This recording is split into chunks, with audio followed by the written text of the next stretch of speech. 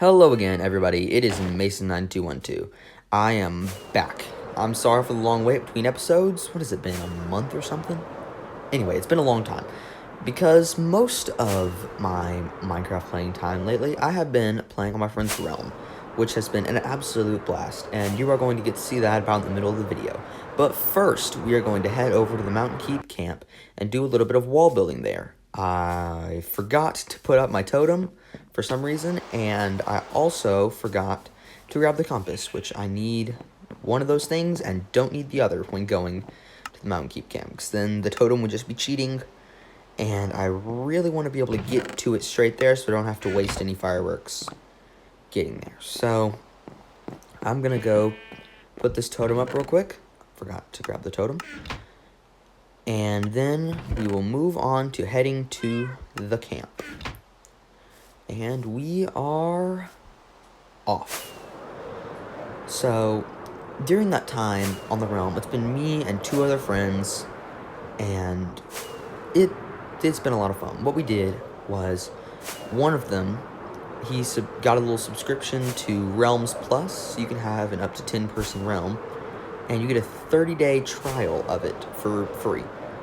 Well, what we did was we created a realm, and we spent 30 days on that realm, playing and building and getting a ton of fun things done. We beat the Ender Dragon, of course. We got 3 Elytras, which that's a whole story in and of itself. And then, yeah, it's just been a lot of fun, because we're now approaching the Mountain Keep camp, and you're gonna get to see a lot of that later.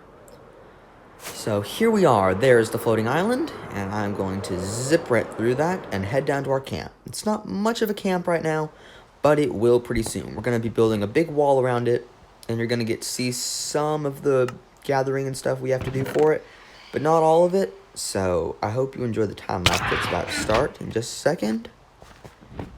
And was that a phantom? I think that was. Oh well. Let's begin the time lapse.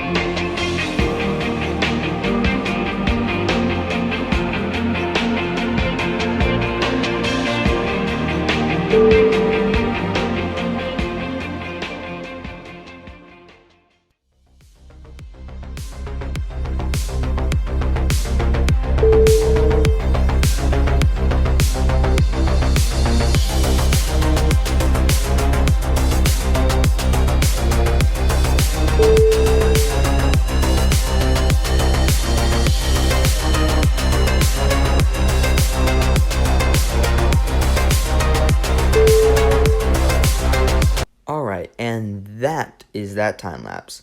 So if we look right over here now, we have the completed wall for the Mountain Keep camp. The door isn't done yet because I still need to get some slime to make the pistons, but that's just something I need to do in a little bit. But first, I have built the spikes on top, like I did at my regular base, because that definitely completes the look. It makes it look a lot better.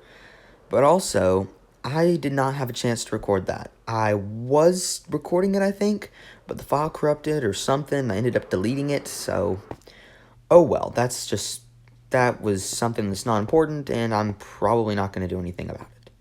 But it's finished, and I hope you like the wall, because that will be pretty big. Now, right now, I have a sad story. You remember that nice, fancy netherite sword I had that had Curse of Vanishing?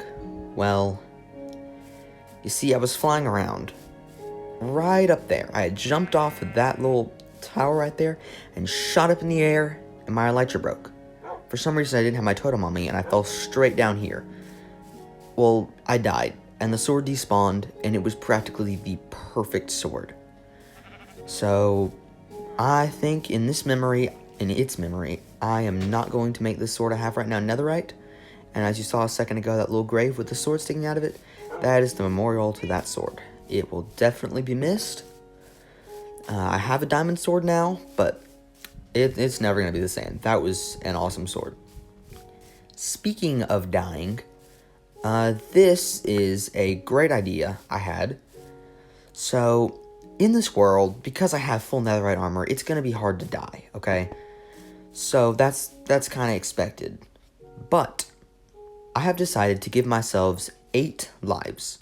Every time I die, I have to flip off one of these redstone lamps. And if I die all 8 times, I have to get rid of everything. Not like the base and the walls and all that, but everything on my ender chest, every chest in the base, everything in my inventory, everything has to be completely gotten rid of, burned, and I have to kill myself and start fresh at spawn.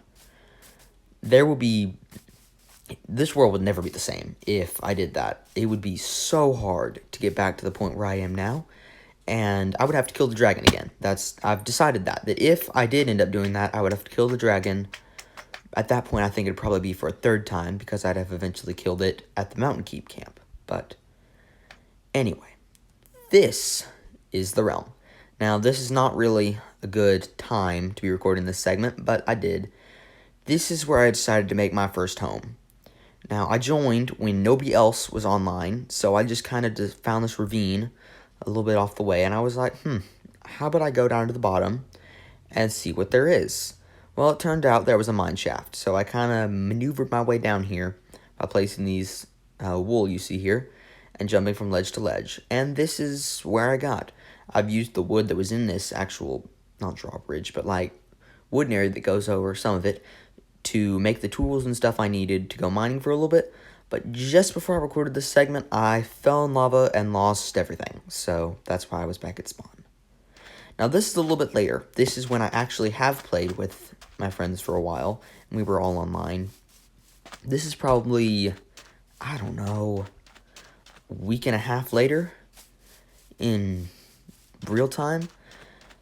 But yeah, you can see we have a big sugarcane farm going around the ravine. There's no more big lava pool in the bottom, and we have bubble elevators leading to the bottom, so you don't have to do like some sketchy wool jumping to get all the way down to the bottom. And now that we are in here, we can see some of the new areas. That over there was Coleman's area, and you're going to get to see him and me touring the world towards the end of this realm segment, once the world's actually been almost to its conclusion. So this is the base now. We see we've got like a lot of chests and anvils and everything over there. If you look briefly through that doorway, we have our big villager area. And this is a design I came up with to fit 3 levels of villagers up and down. We never filled it. And we can have a lot of villagers in there. But seeing as we only had 30 days, we never bred enough villagers or got enough stuff. It just never happened. And now we can cut to the next segment. This is what I eventually changed my base to. You see, they kind of took over that area down there. So I was like, hey, I found this hill, and I built my base on it, and this is what it looked like from the top. This realm had a lot of very, very weird stuff in it, such as this. This is a mine shaft that literally cut through the bedrock. We're on Y level 2. If this thing went down 2 more blocks, it would literally be cutting into the void. What we were thinking about doing is maybe turning this into like a bunker down here, you know, putting obsidian over the roof and everything. Maybe lava above that to make it look, you know, believable, make a cave. But we, again, never did it. We only had 30 days, so this was as far as we got in the bedrock ravine, not ravine, mineshaft.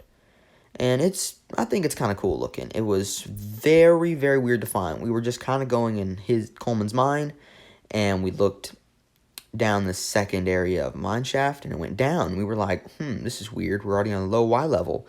And then went all the way down to Y level 2 and cut into bedrock. This is the weirdest thing I've seen in a while in this game.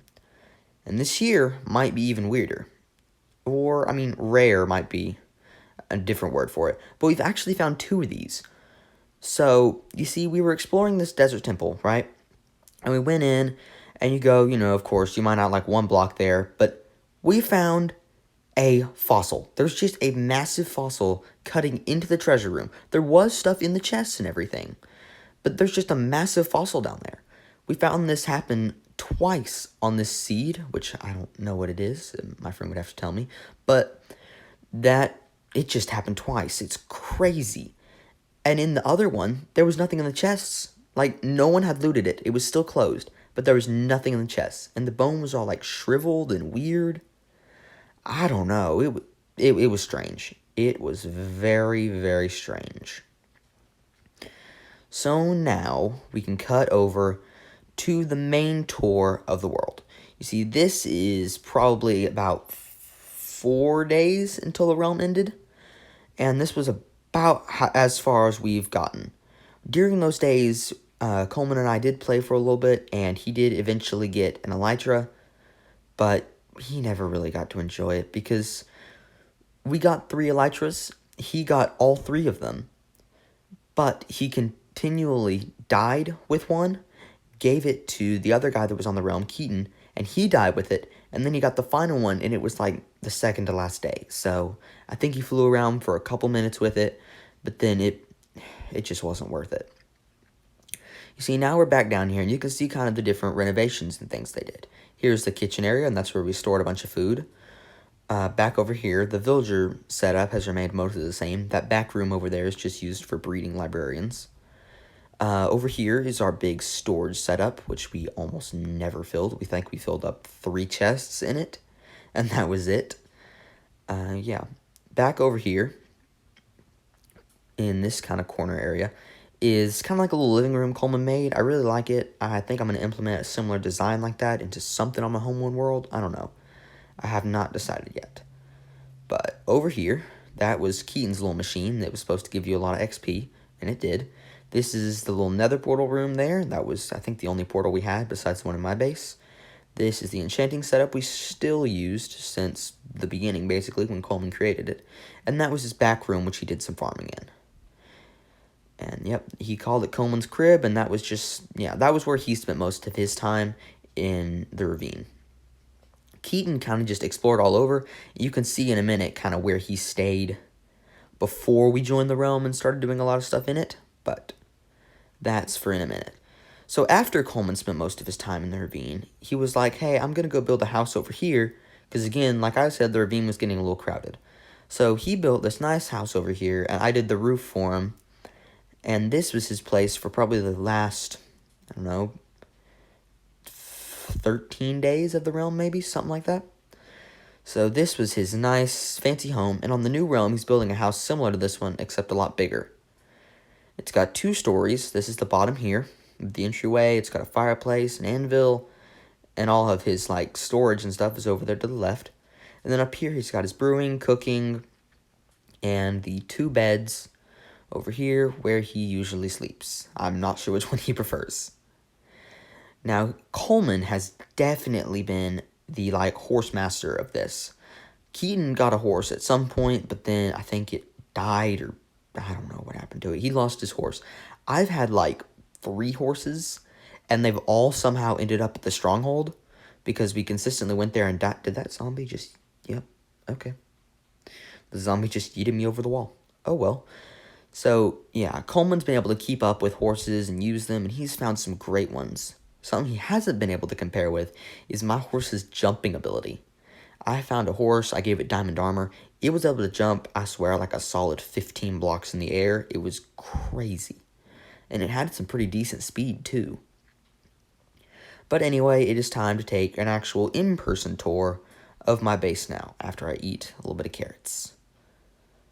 You see, he's definitely a lot better at PvP and stuff than I am. Considering I'm playing on mobile, it's a lot harder to do any form of PvP or mob killing or really anything. It's just overall harder. I didn't ever have a chance to install a bubble elevator, so I just have a regular old water stream going all the way up here to my base. I have completely lit up the whole thing, so at night and day, it's all bright and pretty and airy, and this is the cat army that we were using for a creeper farm, and it's just a really pretty base. Yeah, I think so. I've planted a bunch of trees, I've bone mealed the ground in just about every place you can, and you saw that floating dad in the air. That's right above where Keaton's old base was. This is the abomination of a furnace room that I used one time and never used again. So we're not going to speak of that. Over here, we've got where my nether portal is, which I never decorated. I just kind of stuck it there and left it. Called it a day. Back in this corner, kind of over here, I have a little blacksmith setup where I've got my anvil, cauldron, blast furnace. It was mostly aesthetic, but I did use the anvil a couple times. I definitely took advantage of using a campfire this time, because every time I got some kind of food that wasn't like bread or carrots, I would cook it on the campfire, so it would work a lot better. Down here was where we collected stuff from the creeper farm. It produced a little, but it wasn't the most efficient creeper farm ever, and I don't think there was anything in it when I checked it this time. Nope, there is nothing. So, yeah, that was about all the creeper farm ever produced. And this is the memorial to the end of the realm. Both Coleman, Keaton, and I all made one, and I'm just going to show mine in this video, because this is just a couple of the achievements we had. We found some tridents, we got some mob heads, I did about 10 raids. You know, it was a good time. It was a very enjoyable time in this realm, and I'm going to miss it. And now we are back in the base. My friend over at the Beast Saber has a VR headset, of course, because he plays Beat Saber on it all the time, and that's what most of his videos are about. Shout out to him. Is letting me use his VR headset at some point to tour my world, which that's a big ass considering it's like a 5 gigabyte world. So yeah, it's a lot to do, and he's gonna let me tour it in VR. So I've been working in this area, just Main Street, and I'm gonna slowly expand out and making the place look really cool and aesthetically pleasing. So you can walk through the base and it just look real pretty and have an atmosphere of some kind. Like an old medieval street, you know, an old medieval city, whatever you want to call it. And that is pretty much it for this video. I hope you have certainly all enjoyed watching it, and I hope you, at some point, if you have not subscribed already, subscribe to the channel so you can always get notified when I upload a new video. It may be a little bit of time between them, but hopefully it won't be too long. So thank you for watching, and I will see you in the next one. Bye for now.